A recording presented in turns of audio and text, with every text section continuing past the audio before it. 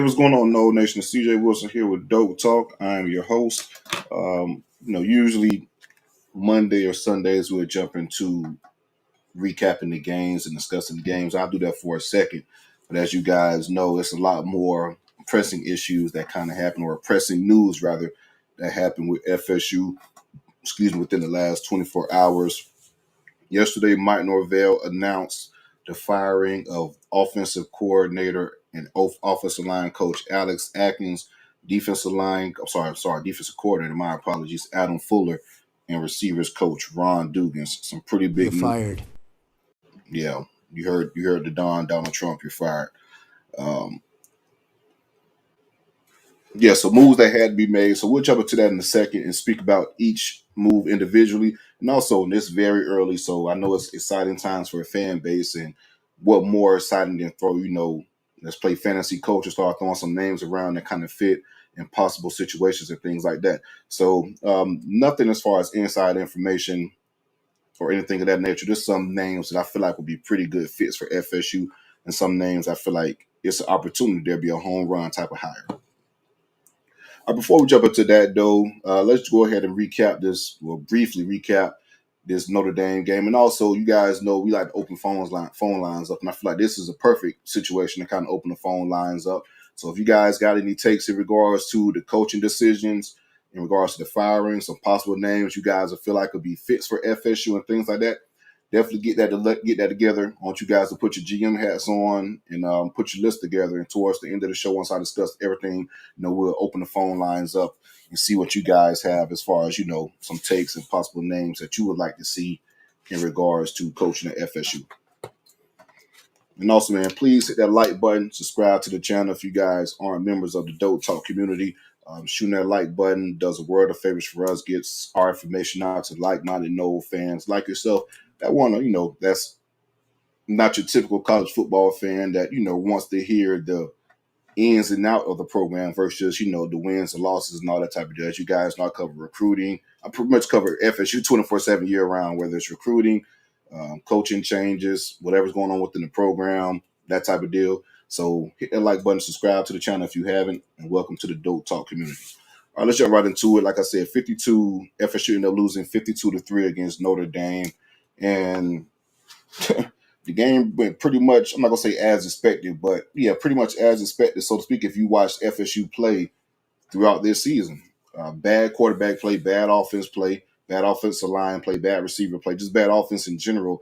And then you go over to the defense. You have a defense that struggles stopping the run, get bullied up front from an offensive line standpoint, fail to create, pass rush situations and turnovers overall. But just to jump into it, like I said, offensively, it was the inability to move the football. Actually, the running game wasn't too bad as it has been in the majority of the season. More so, it was just passing. So we had pretty good output running the ball, running for 120 yards, which is still low as hell, but amazing when you look at the FSU season at hand. Well, we were terrible in pass blocking situations. We gave up 8 sacks on the day. Now, I don't blame all the sacks on the offensive line, even though I do blame the majority of the sacks on the offensive line. But some of that does go to young, inexperienced quarterback play, holding on to the ball, staying in the pocket too long, not having that timer within your head, and knowing, the type of offensive line you have at hand, right? But end up giving up 8 sacks. Passing was abysmal. Brock Glenn was 5 for 18, 51 yards, and 2 interceptions. 2 costly interceptions as well. One interception was a pick six, as you guys know, that made the score look a lot worse than it was. And another interception was a pick within FSU's, when FSU was on their side. I feel like it was on like the 30 or 35 or something along those lines. And Brock ended up forcing a bad pass. Kyle Morlock was not open at all. Ended up throwing the pass. Notre Dame intercepted the ball and had a short field to march for the score. So 5 for 18, 51 yards. I mean, I think FSU has the lowest completion percentage in the country if you combine Brock Glenn and DJU. Those two guys are top 5 as far as lowest completion percentage in the country. I mean, this has been a nightmare from hell as far as the offensive output this year. I think FSU currently, Air Force had the lowest scoring offense. FSU was so it's 134 FBS teams. I believe coming to the game, FSU was 133 as far as scoring offense. per game. And you had 3 points. I think Air Force was 134th, and Air Force ended up passing FSU and being, the worst offense in the country as far as scoring points per game. So we're at the bottom of that, and like I said, 3 points against Notre Dame. FSU actually did the drive we scored 3 points on. That was probably FSU's second best drive of the season, aside from the opening drive against Georgia Tech.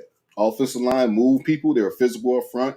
Run game was doing pretty well. A couple passes were made as well too. I do my only, I guess, gripe with that drive is, it's first down and we run the ball Lawrence toward Philly. We have second and goal and we get away from the run, which was working effectively that entire drive. And we put the hands within this pass blocking and these quarterbacks to make plays. So what happens? The second down throw, Brock ended up scrambling to the right, getting tackled for no gain to a minimum game. And then the third throw was interception, not interception, my apologies, incompletion. So we ended up having the 3 points from the best kicker in the country. And it's crazy, we had the best kicker in the country, but I think Fitzgerald may have like less than 12 or so field goals on the year because the offense rarely crosses the damn 50, man. And when we do cross the 50, he either hit a 60-yard field goal or Mike Norvell is going for it on fourth down because the game is so out of hand. You're just trying to get points because 3 points won't cut into it. So you have that situation. I know a lot of people is also mad at Mike for going for it on a certain fourth down. I think it was like third quarter, fourth quarter. It was like 30-something to 3. And we got fans complaining about take the points, Mike. Man, you're making it 30-something to 6. I mean, I understand from that perspective, but that game was way out of hand, man. Going for it on fourth down, it isn't changing shit here or there. Receivers can't get open, and sacks on the quarterbacks, offensive line, that type of deal. The receivers aren't good receivers. They can't get open. They don't make plays. They just can't get open. No separation. So that factors into a lot of our sacks and issues as well.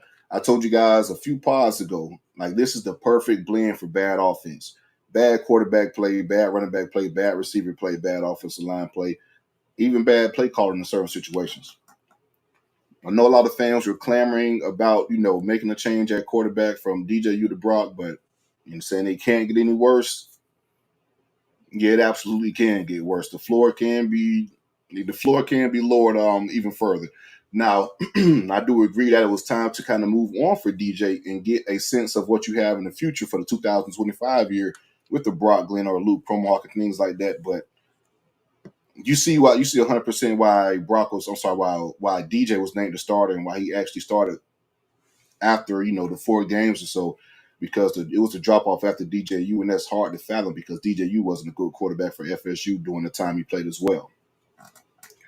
But just moving on to the 2025 year itself, from the quarterback position, quarterback perspective, I'm not comfortable with either Brock or Luke being, deemed a starter or anything like that. I do think you got to be aggressive in the portal and grab some guys. And of course, you want to keep on to Dramel Jones, who's been crystal balled to Florida by Steve Whitfong, and recruit some other quarterbacks that FSU is currently doing as well too. So you want to bring in as many arms as possible to battle Brock and Luke. And if Brock or Luke leave, then one of those guys leave, then so be it. I tend to probably lean toward Brock in the transfer portal versus Luke.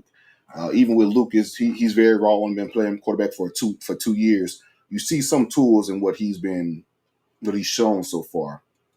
Mobility, really good arm strength, can fit the ball in tight windows as well. Needs a lot of other tuning up, coaching, development, and things like that. But you see some tools with Luke. But nonetheless, that's enough about Notre Dame. We kind of knew what the outcome was going to be in regards to that game. Let's speak about the future and the changes that Mike Norvell recently announced. So, Alex Atkins, Adam Fuller, and Ron Dugans both got fired by Mike Norvell. We'll go ahead and start off with the offensive line, offensive coordinator, and Alex Atkins. So Coach Atkins ended up getting fired by FSU.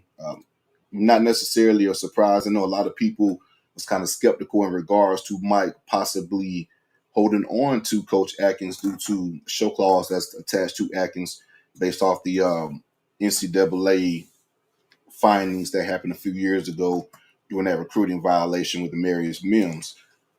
And just to kind of refresh that, Atkins, if he wants to take a job with another NC2A institution, they pretty much have to present something to the NCAA stating why, he's a good fit and why they got to hire him and all that type of deal. The other team, rather, in regards to that, due to that show clause. And that goes for this upcoming year. It's a 2-year show clause. This was year 1. Next year is year 2. So I'm pretty sure a team, he could sit out next year because once these coaches are fired, all their money is paid to them. I'm not sure what Atkins is making specifically, but I want to say Fuller is getting owed $4 million. So he's going to get paid his salary for next year. So it's not like he's losing on any money or anything of that nature.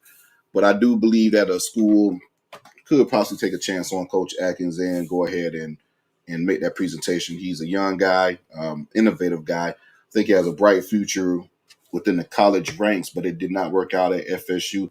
The offensive line, while there was, I guess it was minimum improvement in certain areas, especially 2022, where we had a pretty good opponent rushing attack. But pass blocking has always been the issue. Run blocking the last 2 years has not been great, specifically this year. And you can also factor in that as far as sacks and things like that, the sack numbers are way higher from last year and past years, this year than past years. Often, and then you got the majority of offensive line back, which is crazy to me. So you have, I'll get to that in a second, speak about the offensive line itself. But just speaking about the sacks and some of the, I guess you could say, criticism that, or lack thereof of criticism that the offensive line had last year and past years is, Jordan Travis bail you out a lot. I mean, a lot. We have a quarterback like Jordan Travis, a mobile quarterback, and not even just a mobile quarterback. It's just Jordan Travis was Houdini in the backfield a lot of times. You guys remember that SportsCenter #1 play against Florida in the 2022 season where it seems like he should have been sacked 3 or 4 times. If you watch that damn play, 99.9% of quarterbacks are getting sacked in that situation. I mean, you got Jordan Travis and Lamar Jackson's probably like the only guys, maybe Jaden Daniels, and I don't even know, only guys of Michael Vick that can get out of that type of pressure and turn that play into, what should have been a touchdown, a first down, great game, whatever it may be. So just speaking about that play, and there was a couple more plays within that game that Jordan Travis, like I said, any other quarterback is sacked. So Jordan Travis made those offensive line numbers look a lot better than what they were. And for an offensive line that was supposed to be the strength of the offense, right? The strength of the offense. You return, I want to say it was top 3 returning starters in college football, snaps played and all that type of deal, a lot of experience. And this is the output you have. I mean, it is atrocious. You have a 6-year guy in Maurice Smith who still has bad snaps, high snaps, low snaps, doesn't make proper checks at the line of scrimmage, doesn't really communicate with the offensive line and the quarterback. Injuries on the offensive line, you're playing Russian roulette as far as different lineups and things of that nature. It's not good at all. And you speak about development and recruiting and all that type of deal. We're in year 5, and Coach Atkins has yet to have an offensive lineman drafted from FSU.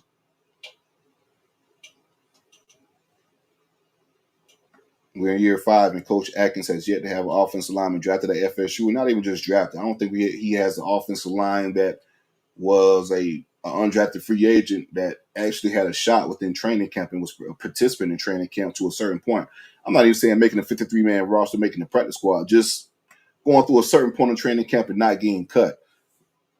The most we've gotten from the offensive line is, from a pro perspective, if I'm not mistaken, is camp tryouts. We're year 5, and you really haven't developed none of your recruits on the offensive line.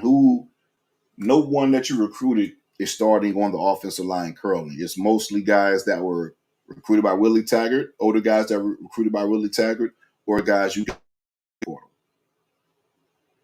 Jalen Early, I guess. My apologies. Jalen Early has been starting this year.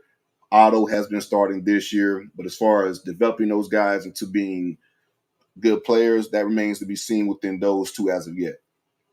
I guess you could say Rob Scott is the crown jewel. For Alex Atkins' crown jewel at FSU is Robert Scott. Robert Scott was recruited by Norvell and Alex Atkins. If I'm not mistaken, he was their first in their transition class.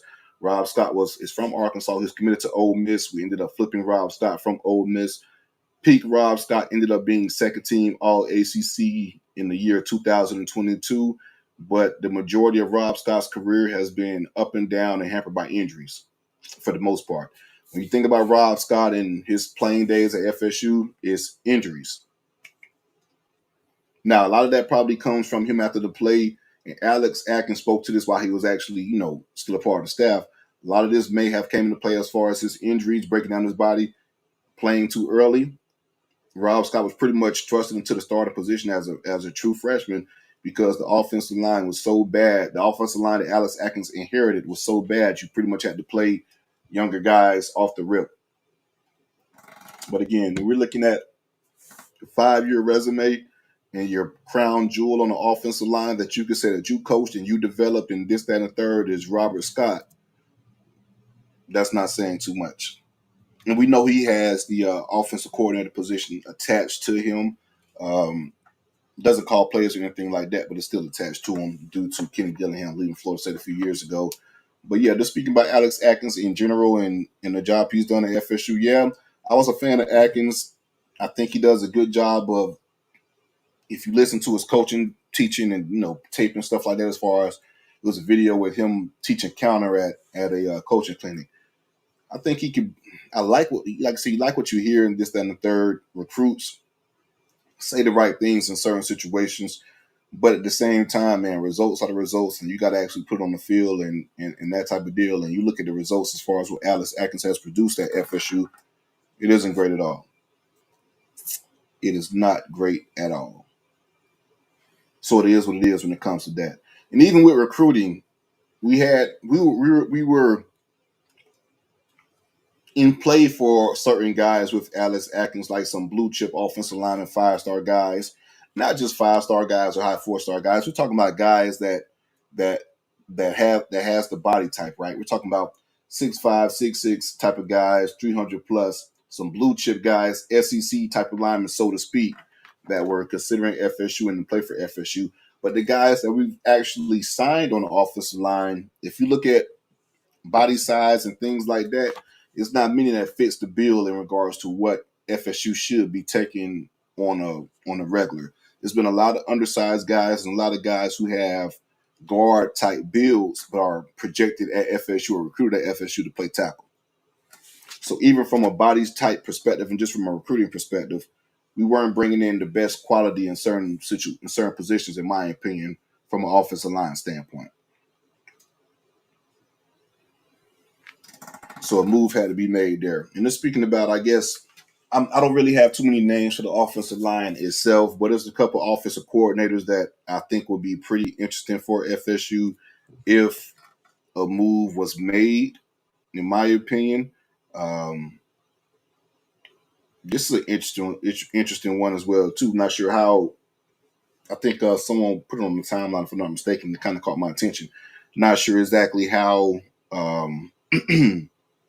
motivated he is to actually coach. But Will Muschamp wouldn't be a bad idea, in my opinion, as far as just a quarterback's coach and an offensive line guy. Now you have to make a move for Tony Tozarks, which would be kind of interesting. We'll talk about other coaches in a few. But hell, if you hired Dan Mullen and I say Will Muschamp, my apologies. I'll get to Will in a second. If you hire Dan Mullen from an offensive coordinator perspective, I feel like that'd be a home run hire. You got to hire recruiting savages around him because Dan isn't the recruiting type, but from an X's and O's standpoint, he's a guru in my opinion. It doesn't really get any better when it comes to Dan Mullen and the type of innovative offense he could do, and he has a pretty good respect for Mike Norvell as well, and they speak highly of each other. So that would be interesting. That's just a fantasy type of hire. Nothing I'm hearing anything along those lines. But that would be an interesting one. But probably a guy that I really want, not say really want, but one of the most likely guys, in my opinion, that I feel like makes the most sense is Brennan Marion. He is the offensive coordinator and receiver coach at UNLV. I think he's a receiver coach at UNLV, if I'm not mistaken. Well, he's a receiver coach by trade. He's been a receiver coach at Pittsburgh and Texas as well. OC at UNLV was When Mike coached at Tulsa, he was a player at Tulsa, so his familiarity with um, Brennan Marion and Mike Norvell. He spoke about three or so coaches. It was a recent podcast interview. Spoke about three or so coaches that really made an impact on him throughout his career and coaching career, playing and coaching career. And he stated Mike Norvell is one of those guys. So that's something I would definitely entertain if I was Mike Norvell. I know we'll smoke around his name a few years ago. Once Ron Dugan's name was kind of floated around, but that didn't work out. But that'd be a guy that makes perfect sense to me. Good receiver coach, has an innovative offense at UNLV, scores a lot of points, can relate to kids, go offense. You see him on the sideline with the go chain on and things like that. Young guy, I feel like he'd be really relatable on the trail, a hungry guy as well. I think he's on the up and up, and he comes to FSU and do his thing. He could be in line to be, one of the up and coming next head coaches within the college ranks. So I think Brennan Marion will be an excellent choice, an excellent name to kind of circle back on if I was Mike Norvell.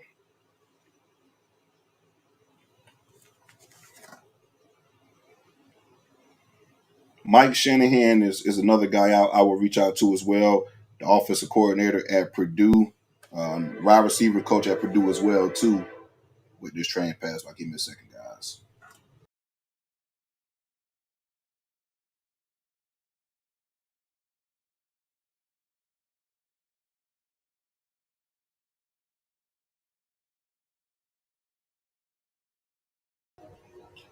So yeah, Mike Shanahan, he's his first season at Indiana.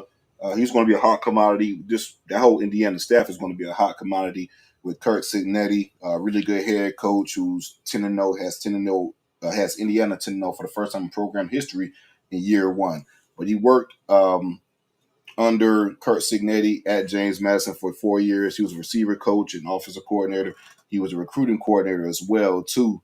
Um, James Madison was an explosive offense and things like that, and shit. Also, as well, Indiana's explosive offense. So he's the guy that I would kind of circle as well. Excuse me, from a recruiting standpoint, I want to say Julian Sayin, the 4-star, 5-star, whichever service you use as far as recruiting, USC commit, the kid out of Georgia who's leaning towards Colorado. He took an official visit to Indiana over the summer, and everyone was like, why in the hell are you giving Indiana a chance? That's a team that went 3-9 last year, first year, this, that, and third. Not, Indiana's always been a middle of the road Big Ten program, not a recruiting juggernaut. You talk about a blue chip quarterback that has USC, was committed to Georgia, USC, Georgia, and Colorado, the teams that you're looking at. Why are you taking an official visit to Indiana? And he said the reason why is the offensive coordinator Mike Shanahan. They have a good relationship. He's been recruiting him for a long time. So that's the guy that I'll take a look at as well. Young, innovative guy, coaches the receivers too. So you could be killing two birds with one stone, the same as Brennan Marion.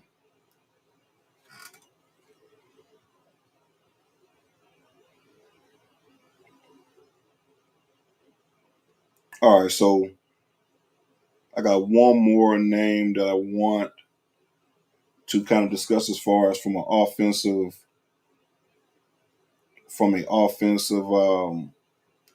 coordinator perspective. And this is an interesting one. Tulsa scores a lot of points, right? Tulsa scores a lot of points, and they score in a lot of different ways. And and this is some relationship to Mike Norvell there. Their offensive coordinator is a guy that's doing a hell of a job, and his name is Steve Spurrier Jr. Steve Spurrier Jr. is the offensive coordinator at Tulsa. He's doing a hell of a job at Tulsa. Those guys are putting up some explosive points on offense. So he's a guy that I wouldn't be keen. I would be keen to rather look to as well as far as some of the offenses he's put out some of his offense this year at Tulsa. Real explosive, and they're playing. I think they're playing a freshman quarterback as well. So we see the type of I guess you could say plays you could make or schemes you could draw with a young guy. Let's move on. I guess we'll stick with offense and go to the receiver coach and Ron Dugans. Ron Dugans was let go by FSU, former FSU player. Ron was brought on by Willie Taggart, I want to say, for that first year in 2019. It's what Willie Taggart's second year. Well, his first year was 2019. Been on staff ever since. I know 2022, there's a lot of talks about Coach Norvell replacing Ron Dugans and possibly replacing Ron Dugans. A lot of the fans were asking for that, and to be honest with you, that may have been the best move at that point in time to replace Ron Dugans. I know Ron did kind of bounce back and got aggressive in the portal and got some guys, had recruited better at the high school level, because if you go back to the 2022 recruiting class, I'm going to put it up right now, but just to be on the safe side, if I'm not mistaken, I don't think we signed a receiver that class at all. And that's where kind of all the smoke came from. And also from a receiver development, it wasn't really any receivers in the room that kind of stood out. The best receiver we had after the 2021 season leading to the 2022 season was Pokey Wilson.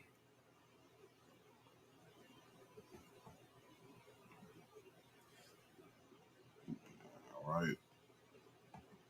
Putting up right now, guys, just to go back and look. I can't remember exactly, but I don't believe he signed a receiver recruit within that 2022 class. Yeah, we did it. So we went that entire signing class without bringing in a recruit. The guys we had committed that actually decommitted from a receiver perspective was, of course, Travis Hunter, number one player in the country. I guess you could say receiver, quarterback, whatever. And it was also another receiver from the Fort Lauderdale area. Mortimer. Yeah, from Dillard. Bugs Mortimer, the explosive receiver from down that way. So we go back to the 2022 season in recruiting cycle, or 21 season recruiting cycle. It was a lot of struggles. We went 5-7 that year. No receivers really made any plays. We kind of judged Jordan Travis as far as can he be the guy, but receivers weren't making plays for Jordan Travis. We didn't bring in the receivers. Mike Norvell was rumored to, well, not necessarily rumored. It was just word around that we may be making a change at the receiver position. That didn't happen.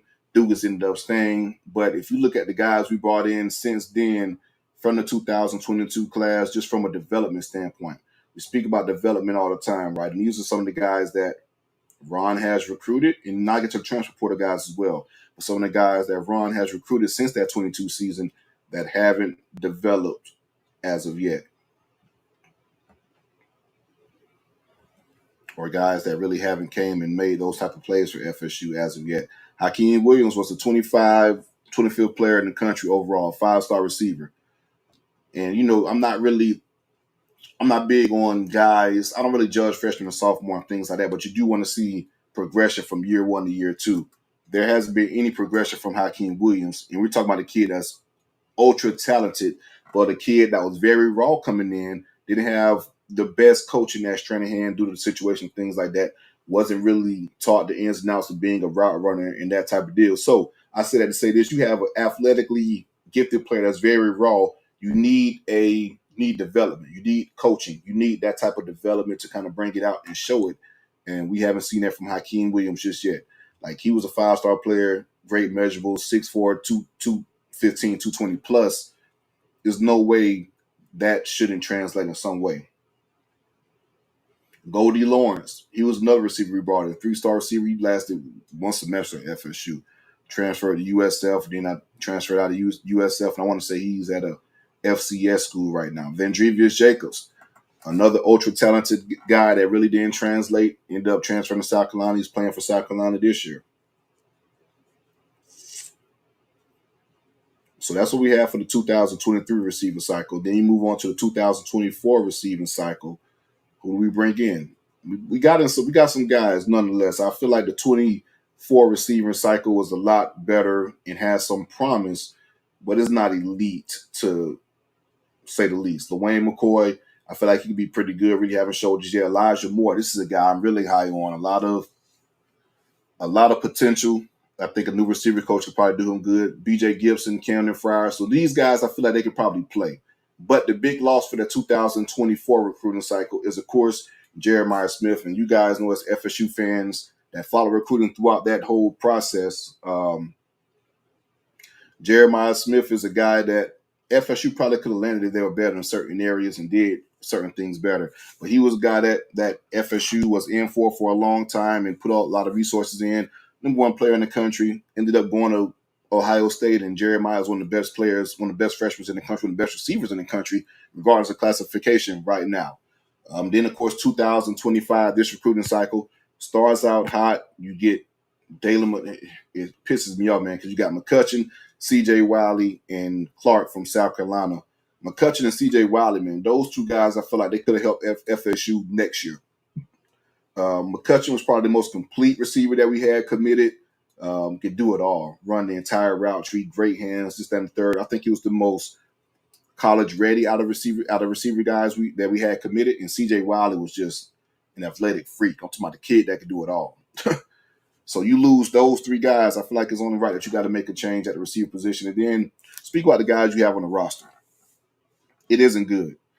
You have Johnny Wilson drafted and Keon Coleman drafted last year. And Keon Coleman didn't mix his words or feelings last year in regards to the coaching style for Ron Dugans. There's been a lot of conversation going on about some comments that Keon made to a recruit in regards to, just keeping it real about what he thinks about a receiver coach and, possibly coming to FSU and saying he doesn't feel like, he's getting coached up the right way and wouldn't recommend coming to FSU and playing under Ron Dugans. I know a lot of fans, gave a lot of, why would Keon do that and all that type of deal, no better and things like that. But was Keon saying anything different than what you guys been saying? Same stuff he's been saying. You guys have been saying on the timeline as well. Now I get it. You want to try to convince a kid to come to FSU and all that type of deal, whatever it takes. But at the same damn time, you don't want to mislead. You want to be real with the kid, and he told him real. Like, I don't feel like he's a good receiver coach. He's kind of subpar in certain areas, and here we are where we are today. But yeah, just speaking about the current receivers, we talk about. And a lot of people gave the media shit in regards to what they reported early, but they were spot on. I mean, we saw drops left and right. These receivers weren't getting it done. It was pretty much the word in preseason camp: inconsistency within the receiver room, a lot of drops and things like that. Guys just not being consistent from top to bottom. A lot of people ranked us as far as the worst receivers in the ACC coming into the season. A lot of fans say no, that can't be the case, and I even fell for the shit for a certain extent because I feel like we were getting a lot of speed in certain areas. We were faster than last year for sure. But me being a former player, I guess speed doesn't always translate.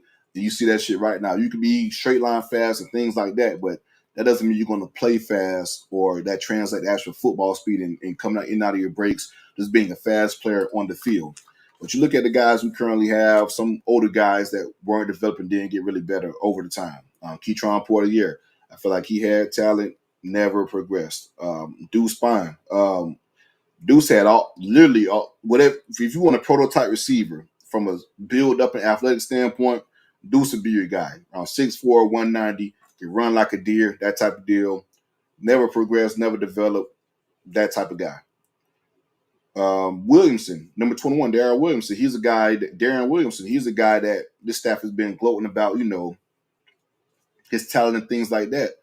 We haven't seen it. It hasn't came to the forefront. So you see all of this and all these older guys that really haven't gotten any better and things like that. You talk about Hakeem Williams, like I stated, who really hasn't gotten better. I felt like Keem was probably better last year as a freshman, and he was raw as hell, not knowing what the hell was going on out there, which is it's just crazy to me. The lack of development, the lack of talent. I don't think it's probably the least talented receiver room I've seen at FSU in my 30 years as a fan, so to speak. Nothing really scared you. And the way, and you look at, it's crazy. If you look at steal shots and the way teams guard FSU or defend against FSU, even going back to the Georgia Tech game, and our offense is end up as it is, but it's pretty much they have a lot of people around the line of scrimmage trying to stop the run. They crowd the receivers. You would think that's a receiver, a quarterback, an offensive coordinator, rather dream matchup to where you get these one-on-one. You're pretty much crowding the box, giving one-on-one opportunities to kind of blow the defense over the top. And you can't take advantage of that because you don't have the receivers in the room to make those type of plays. Quarterbacks don't really get the ball to them, and the offensive line doesn't block. So you have that. So I really think it was time for Dugans to go. It may have been 2 seasons too late. But nonetheless, we're here now.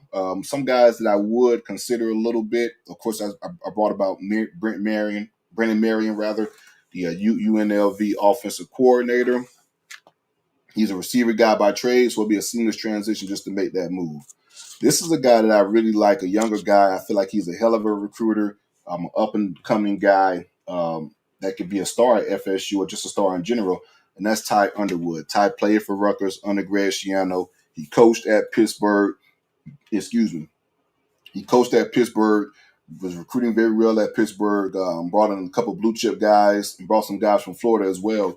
If you guys remember going back to Hakeem Williams' recruitment, it was Texas A&M, Miami, Florida State, and I want to say Pittsburgh and Florida was like the top five along those lines. And a lot of people's like, why the hell is Pittsburgh, within his schools that he's considering? I think he took an official visit to there as well. And Ty Underwood was the reason why. A really good recruiter. He relates to the young guys, knows the game. Ty is currently in the NFL, if I'm not mistaken, as an assistant receiver coach. But I do think within the right situation, say for instance Florida State, that he could possibly leave the NFL and come coach at Florida State. A lot of coaches, rather, once they go to the NFL, he's with the New England Patriots. A lot of coaches, once they go to the NFL, they don't really care to come back to college due to the situation. But with him being an assistant receiver coach for them, I think that could be a pretty good hire. I like Ty Underwood. I think he'd be a hell of a recruiter.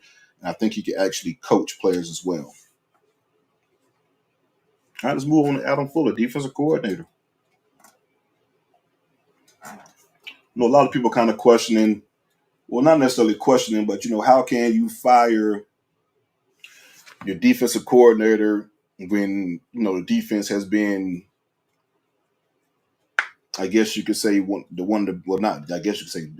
has been the best unit on the team by far, in my opinion. But the defense hasn't been great.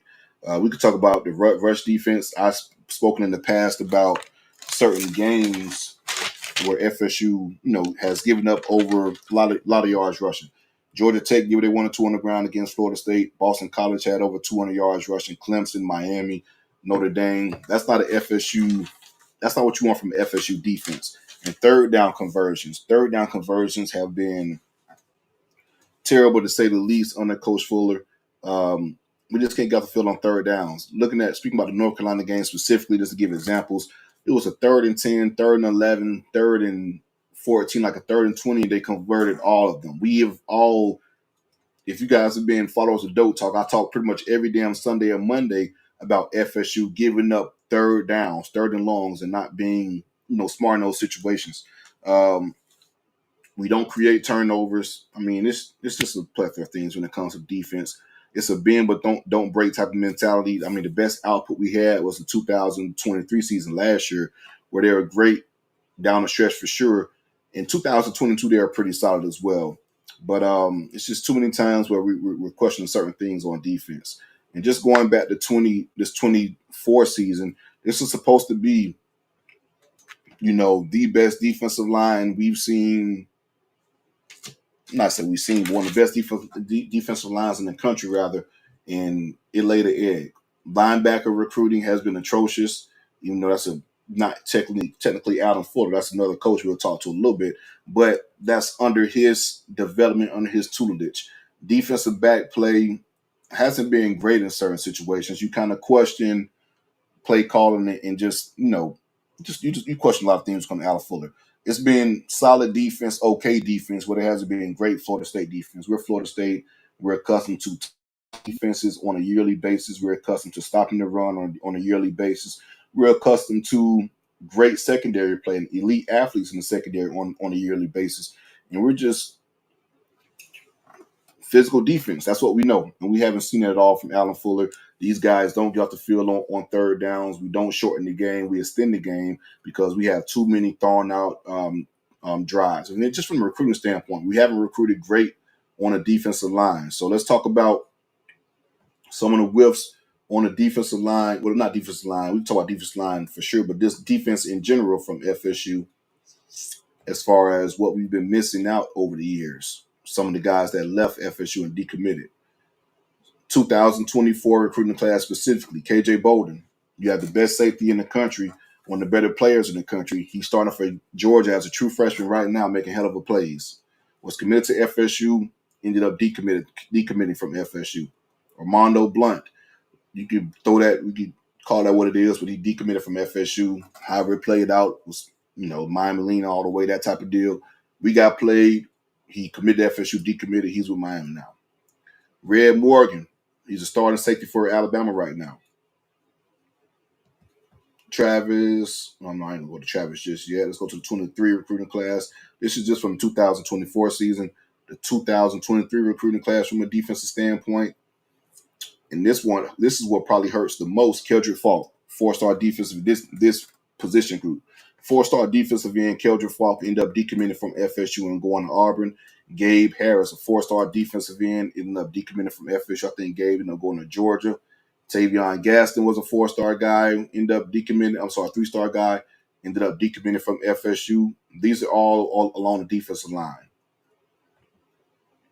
2022 recruiting class, who do we lose out on the defense? Hey, we lost Travis Hunter. No worries, just the best player in the country. Najee Kelly, 4-star defensive end that was committed to FSU, ended up committing to Miami. He was a starter for Miami as well until he got hurt and transfer. I'm not sure how he's doing right now. Travion Williams, another 4-star defensive lineman, ended up decommitting from FSU, going to Mississippi State. So even from a recruiting standpoint, if we land, say you got the Travis Hunter, KJ Bolden, Keldrick Falk, those type of guys, you got some game changers on defense. Even going back, say, I know a lot of people saying Raylan Wilson was never coming to FSU, but that's FSU fault, the reason why they say that. But Raylan Wilson, for an example, 4-star linebacker from Tallahassee, Florida, he's a starting fucking linebacker at Georgia. Like, these are 4 guys that if you just pluck into FSU defense right now, it's exponentially better. Like, it's way better. Like, it's, by and by better. And just the lack of defensive recruiting on the defensive line, which I hope we address within these new hires. If we recruited the way we recruited on the defensive line, we wouldn't have been held hostage, so to speak, and upheld with NIL money from current players, Josh Farmar, Darrell Jackson, Patrick Payton specifically. We wouldn't have been kind of held hostage in regards to, hey, I'm going to enter the transfer portal if I don't get paid this amount of money, whatever, kind of holding on to that. So that's why you're in a situation that you're in now with, just the defense.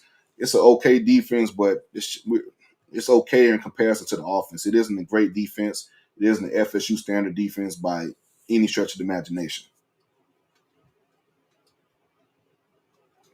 Some guys that I like, me personally, that I would probably throw a hat at as far as replacements for Adam Fuller for the defense coordinator position. This is a guy that I kind of wanted, even going back to Willie Taggart days, and that's Jim Lionheart. He was the defensive coordinator at Wisconsin, former safety and NFL player, played for the Baltimore Ravens and things like that. But played for the Baltimore Ravens, was a long-time Wisconsin type of guy. Loved there. He currently coaches with the Broncos, if I'm not mistaken. Yep, this is his first year with the Denver Broncos. And again, leaving, it's probably a tough pull to come from the NFL. I get it because, you got to factor in recruiting and things like that. But he's a pass game coordinator and defensive back coach for the Broncos. If you throw him a pretty decent bag and give him the full reins of the defense and things like that, as far as calling defense, make your own hires, that'll be a name that I will try to circle back on, if I'm, in my opinion, as far as Mike Norvell. Jim Lionheart, really good defense. Going back to his Wisconsin days, I love the way those guys played. They played the right way. Derek Nicholson, the co-defensive coordinator and linebacker coach at the University of Miami. That name sounds familiar because Derek played at FSU. So remember, A.J. Nicholson, linebacker. This is Derek's brother. He played linebacker for FSU as well. He's done a hell of a job at Miami. Was at Louisville prior. Did a good job there. Ended up taking Miami. Going to Miami rather. This is his second season for Miami, and the recruiting job he's done in 2 years for the Hurricanes is crazy. He's done a hell of a job, bringing in blue chip linebackers to the University of Miami. Their linebacker play has gotten better. Maui Yoga was a stud for Miami last year. He ended up regressing a little bit this year, but you have Wesley Bassane as well. You guys remember Basaint, a recruit that FSU was after? He's a lot better than he was last year. He's a damn good linebacker right now. Physical, makes a lot of good plays for those guys. So Wesley Basaint has been, from a development standpoint, has been better. Like I said, this is only year 2 at Miami.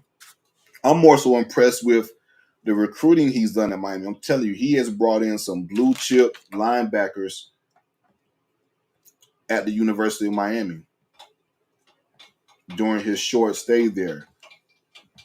I'm going to pull the numbers up in a second. I want to paint a picture for you guys so you can see exactly what I'm talking about as far as the linebackers that Miami has brought in within the last few years. Nicholson has done a hell of a job, and you have even a few guys that took some visits to Miami to talk about the energy he brings and the type of coaching he does and things like that. You have guys that say they've never seen this from any type of coach, which is pretty impressive. So going back to the 2024 season, his first year there, Darius Hayes, 4-star linebacker. Cam Pruitt, 4-star linebacker.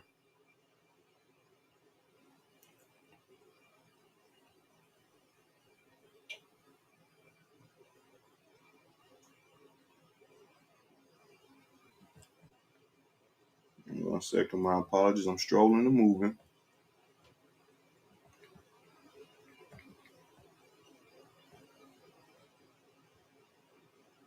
Oh, shit.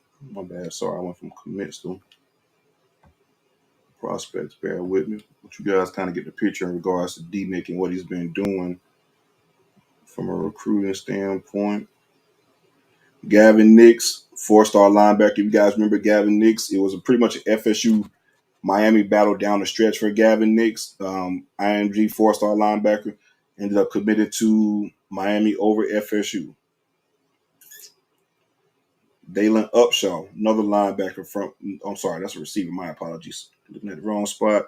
But yeah, you get the picture. So a lot of guys we were after, D-Nick ended up stuffing Randy Shannon in the locker and brought those guys in. So he's bringing in a lot more talent than what Randy Shannon brought in during his time at FSU, to say the least. So you come to FSU and put his logo back on, come back home and put that real shit back on.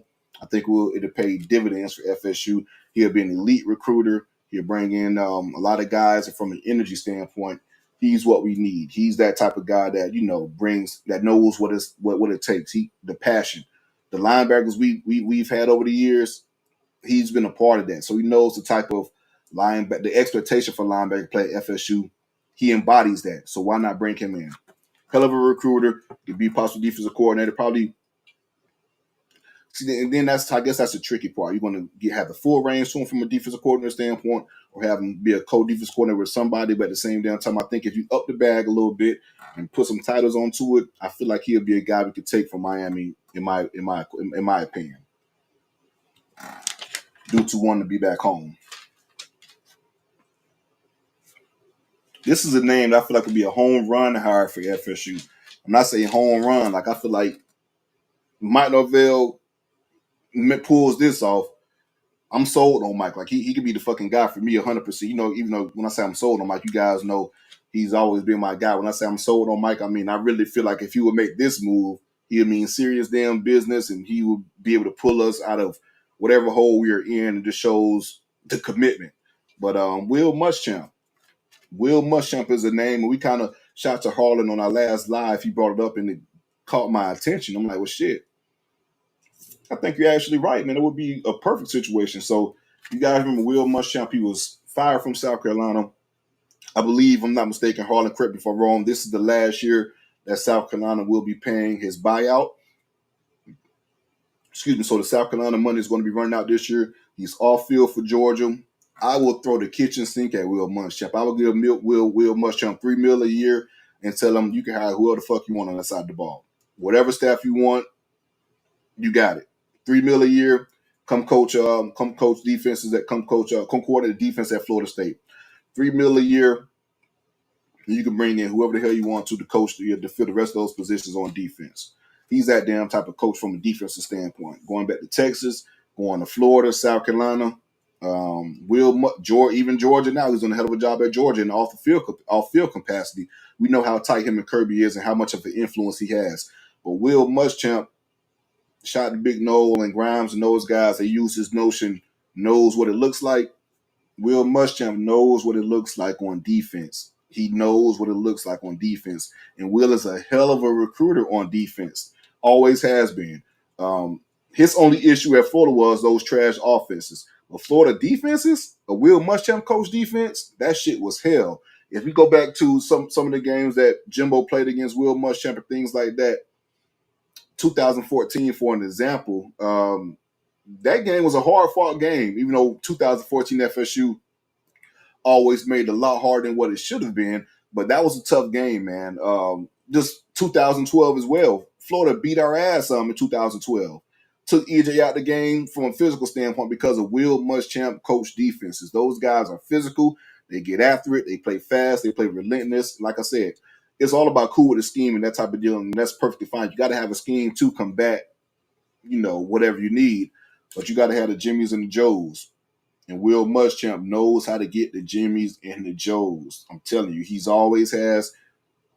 Everywhere he's been at. Texas, elite defense. Florida, elite defense guys got drafted. South Carolina, elite defense guys got drafted. So from a defensive line standpoint, linebacker standpoint, I think he'll do a hell of a job of addressing needs, bringing in guys, bodies, pass rushers, defensive tackles, pass rushers, edge setters. I feel like that'll be all covered and taken care of with Will Muschamp. That'd be a guy you can hire, like I said, give you $3 million and don't even worry about that side of the ball at all. Mike hires him. I wouldn't even go to a defensive meeting. I wouldn't look at shit on that side of the ball. That's taken care of. Let's focus on this offense and give him full reins. When I say full reins, you can hire your entire staff on field and off field. Bring whoever you want. So Will Muschamp would be a guy that'd be my first call if I'm Mike Norvell. He's my first call, and I'm throwing a kitchen sink at him. You tell me no, then I could call these other guys. But if you want to make a statement and make a home run type of hire and show, fans, the college football world that, hey, I'm fucking for real, and I'm about to get FSU to where it should be on a consistent basis, not just 2 years, but a consistent basis, you make a hire like this, and that'll damn show open some eyes and turn some heads. That's all I got as far as those three coaches. Now, we're speaking about, I know a lot of people talking about, okay, well, what about the rest of the staff? Now, I do feel like it'll be a lot of more changes once the season concludes. Like, for instance, people talking about why is Randy Shannon promoted to the defensive coordinator to replace Adam Fuller? Who else on staff that could call plays or that has called plays these last two games? So again, you got to have Randy Shannon for that.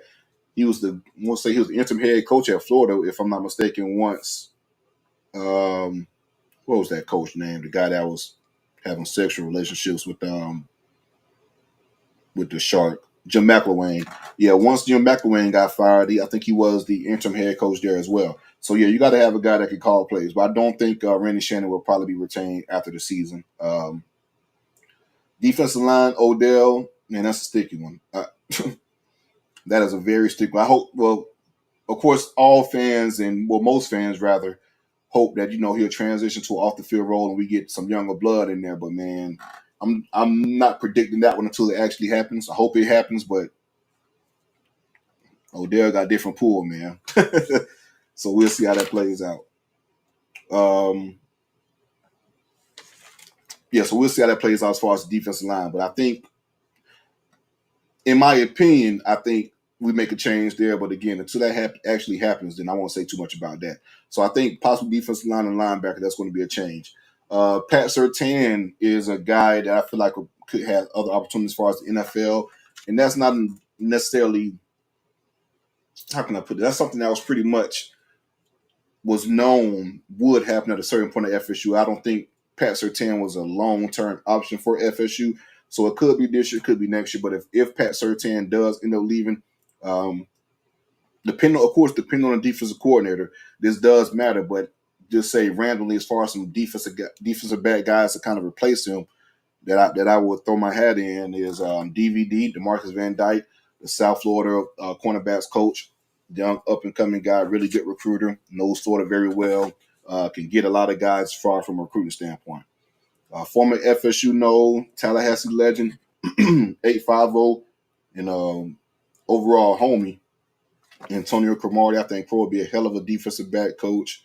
Um, Crow is a hell of a recruiter as well. He relates to a lot of kids. And just from a coaching standpoint, man, if you just talk fucking football with Crow, and I feel like I'm a football guy. I can talk a lot of football guys, and especially from a defensive back standpoint. I know about DBs, put it that way. And just speaking about Crow and how he sees stuff and just talking about different coverages and techniques and things like that, it's always a pleasure because it's so informational and things like that. So I think Crow will be in this, not just informational from a just blabbering shit out and talking that type of deal, but informational from a way to you understand it and kids can understand it and relate to it. So I think Crow will be a good one as well. Shit, my brother DeAndre McDaniel, I feel like he'd be a hell of a defensive back coach as well too. He currently is the Dabo ended up putting him on field at Clemson. He's the Nichols coach this year for Clemson. Their DBs are pretty well coached and just guys within the DB room, they respect Dre and come to Dre a lot, even when he was off the field and just talking about coaching things like that. He's a hell of a recruiter as well, too, for Clemson. Has done a damn good job. So he's a guy that I would love for, to come to Tallahassee and bring some of that Florida boy experience as far as recruiting on the trail and that type of deal and be relatable to these kids. From an offensive standpoint, quarterback position is kind of going to be up in the air. I'm not really sure. I think Yak may stay. We'll see. We'll see the rest of the changes, but I do think it'll be more changes moving forward. But that's enough of me blabbering on and talking. I've been doing that for about an hour, so I know y'all probably tired of. I don't say tired of hearing me kind of go on. But I do want to hear from you guys and see what your thoughts are as far as the recruiting, not necessarily recruiting, but the coaching changes, the 3 moves that FSU did make. What's your thoughts on that? And also, talking about, let's see, I guess some guys you feel like would be good for FSU, who they could target moving forward. Some guys you will want Mike to target moving forward for this new staff. Pretty exciting times as far as that, but I do think it's going to be a lot more changes moving forward. But go ahead and hit that button and join the show. Let's keep it going.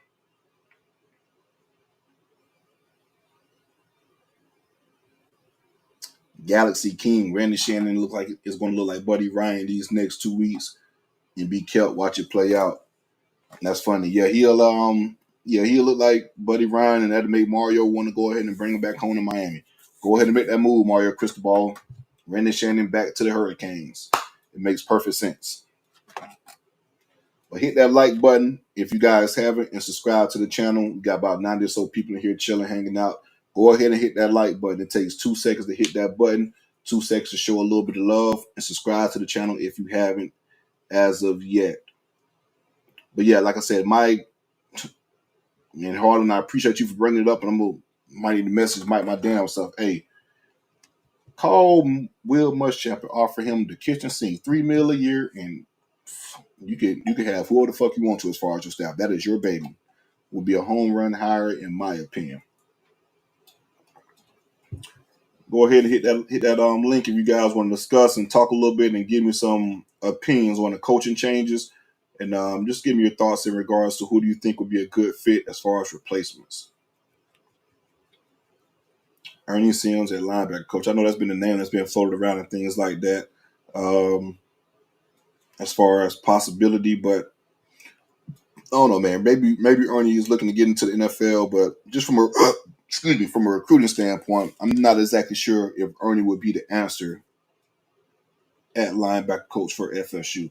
I think from a development standpoint and coaching, he could be a good pickup, but you got to bring the bodies in. I'm not sure if Ernie is capable of bringing in elite talent on a consistent level, FSU talent on a consistent level.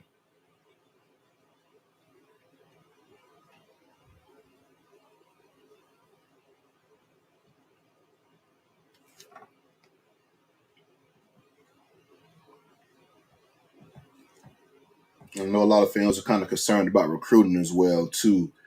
I mean, you guys understand, shit. The class is already falling apart.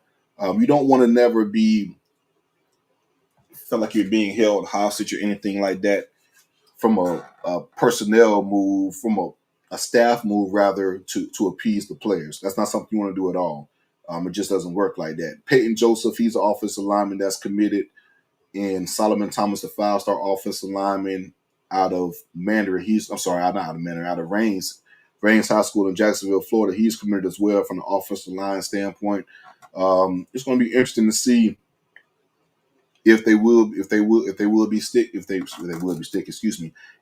stick with FSU as far as their commitment, because both of those guys have very good relationships with Alex Atkins. Like I said, as far as Coach Atkins, he can recruit pretty well, and he when he does lock in on certain guys and build those relationships, the kids kind of love him. I mean, just being frank with some of the stuff we've been hearing. So it's going to be interesting to see what decisions those two guys make. I wouldn't bet on Solomon Thomas sticking and remaining in his class. I know he made some comments today about, liking the vision that FSU is selling him moving forward, and he's kind of locked in with that vision. But when it comes to these kids and recruits and how they talk, you guys know exactly how they go. You kind of, take it with a grain of salt and that type of deal. But if I was a betting man and had money on it, I would lean towards Solomon Thomas not sticking with this class. Not something that I would want personally, but at the same time, if you got to make changes as far as keeping a coach to keep a recruit versus, firing the coach and bringing in a better coach and better developer and possibly losing out on a recruit or a few recruits within that class, I'm taking the coach over time as far as the developer. You want the better developer. You want a guy that recruit as well. But you can bring in, you want to take your loss for that transition class, so to speak. But if you bring a guy in that can recruit and develop, he will bring in ample amount of talent over the time of his tenure at Florida State and develop those guys if you have a good enough coach to where that outweighs the loss of one or two recruits that were pissed off because of the previous coach being fired and the new coach not really being able to hold on to them during that transition. So again, I said it to say this, I would take an elite recruiter, an elite developer, an elite coacher that can bring out more from the guys and, trying to keep around a coach to appease to certain kids.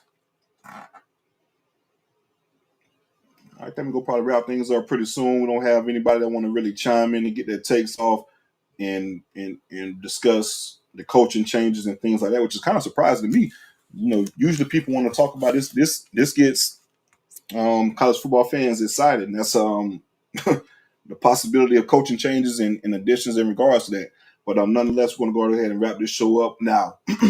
Make sure you guys, like I said, subscribe to the channel and be locked in with DoakTalk, because we're going to be pretty much rate 50. That's a great fucking point. That could possibly happen too. I think it may happen next year. I'll highlight this comment real quick, and then we'll probably wrap up the show if you guys want to chime in. I can't answer all questions as well, to where I kind of skim the chat randomly. So if you guys in the future do have a question, go ahead and hit that super chat and it'll be highlighted instantly. But Brent Venables may be out in Oklahoma. He will be a nice hire. Absolutely. If Brent is fired by Oklahoma, I will make that phone call right now as well too. Absolutely. No brainer. Pay him $2 million. I pay him $3 million too as well. $3 million, hire your staff. Don't worry about that side of the ball. We've seen his defenses, what he's done at Clemson, dominating the ACC year after year. And hell, even at Oklahoma, they have a really damn good defense. Just haven't figured things out on offense. So I lean towards Oklahoma making that move next year.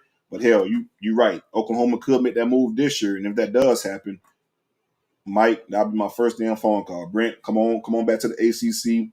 Let's dominate this shit. So Brent and Will Muschamp, if Brent is available, will be my top two calls from a defensive coordinator perspective. I think both of those guys will be home run hires and hires that would, hey, FSU is for real moving forward this shit, and they're trying to, make sure they stay within, the elites of, blue blood type of programs. So in my opinion, if you hire any one of those two, that would be a statement type of hire. But like I said, make sure you guys tap in with DoakTalk and subscribe if you haven't, because throughout this whole coaching carousel from an FSU perspective, we're going to have all the information ready and loaded for you. Going to be pre-records, lives, whatever it may be. Any type of information or hires that are made, you will definitely hear from it and get our takes from it as well. But make sure you guys like this video, subscribe to the channel. Changes have started. It was Judgment Day yesterday for a few coaches. I feel like it'll be another Judgment Day in a few weeks once the Florida game is officially wrapped up. But lock in with DoakTalk and go Noles.